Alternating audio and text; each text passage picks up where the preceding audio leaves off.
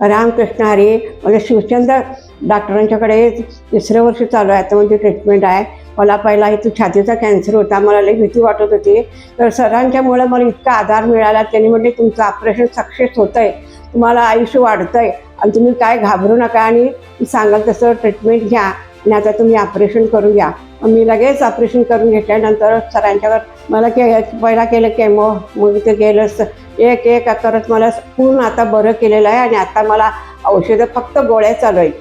माझी अगदी ट्रीटमेंट चालू आहे. मला अशक्तपणा म्हणून भीती वाटायची आहे आणि सरांच्याकडे बघितल्यापासून त्यांच्या बोलण्यामुळं माझा 100% कॅन्सर बरा झाला. त्यांनी किती पण प्रश्न विचारले ते कधी रागवत नाहीत, परत असं काय विचारलं असं म्हणत नाहीत. त्यामुळे मला आणि जर त्यांना प्रश्न विचारायचं किंवा माझ्या रोगाबद्दल माहिती विचारायचे आधार मिळाला आणि माझं उर्वरित आयुष्य सगळं त्या सरांना द्यावं आणि अशीच गरीब लोकांची किंवा भिणाऱ्या माणसांची भीती त्यांनी दूर करतात. त्यांच्याबद्दल मला अगदी अभिमान वाटतो आहे. असं मला डॉक्टर सगळ्यांना भेटावं. विशेष करून कॅन्सरवरला चांगले असे डॉक्टर भेटत नाहीत, त्यामुळे जास्त वाढत जातं. हेच हे मूळ कारण आहे.